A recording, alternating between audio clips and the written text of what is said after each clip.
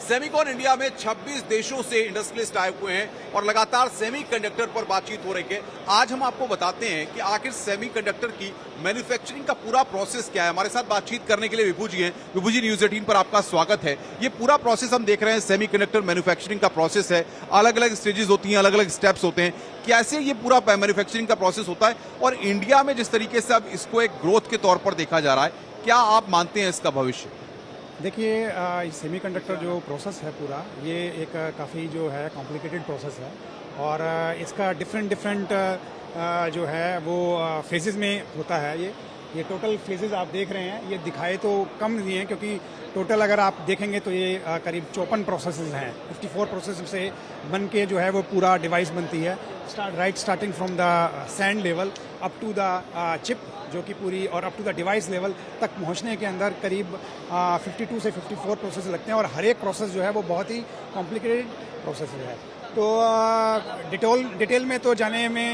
इतना तो समय भी नहीं होगा। हाँ, लेकिन ये कहेंगे कि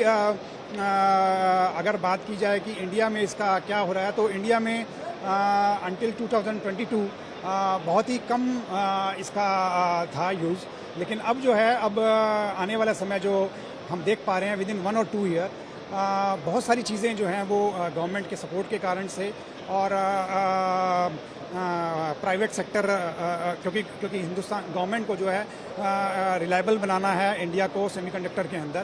तो वो they are pumping money, investing money to increase the base और to reduce the dependency on China और other South East Asian country, so that we can be reliable, self reliable. तो आने वाला टाइम जो है वो 2022 तक तो हम भी सोचते थे कि नहीं हो पाएगा, कब होगा, लेकिन आज का जो जिस तरह का चल रहा है, और पहले ही सेमिकॉन इंडिया ही बहुत ही, क्योंकि हम लोग सेमिकॉन यूरोप में, सेमिकॉन मलेशिया में, यूएस के अंदर, इन सभी जगह जाते रहते हैं, तो उनको देखते हुए मैं ये कह सकता हूँ कि ये इवेंट भी जो है वो